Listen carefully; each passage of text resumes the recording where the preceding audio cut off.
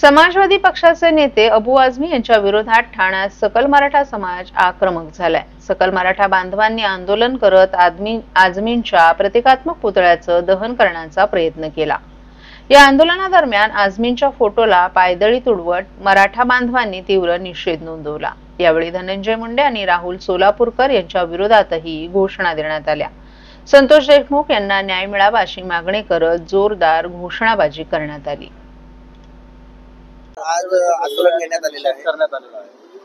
हे जे काल अबू आझमी वक्तव्य केलेलं आहे ते एकदम चुकीचं आणि एकदम खोटं वक्तव्य आहे।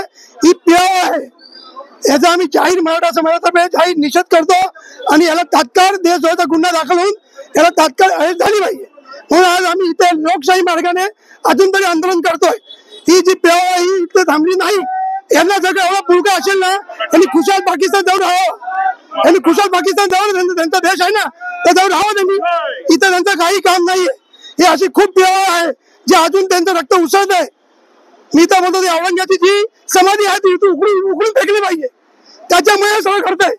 आज तुम्ही संभाजी महाराजांचा जो पिक्चर झालेला आहे त्या किती वेदना होतात। आता फक्त एवढं थोडंसं दाखवलंय, पूर्ण दाखवलं असतं पुन्हा आपलं हिंदुस्थान भेटलं असतं।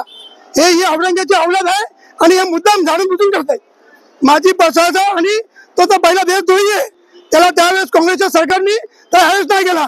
तो बॉम्ब ब्लास्टचा आरोपी आहे। तो तेव्हा त्याला सोडला त्यावेळेस, तेव्हा तो बॉम्ब ब्लास्टमध्येही आहे अबू आझमी। तेव्हा काँग्रेसच्या सरकारने त्याला त्या केसमध्ये घेतला नाही। माझा आरोप आहे की त्याला तात्काळ ती केस ओपन करा आणि त्या बॉम्ब ब्लास्टमधून त्याला घ्या। औरंगजेबाने संतोष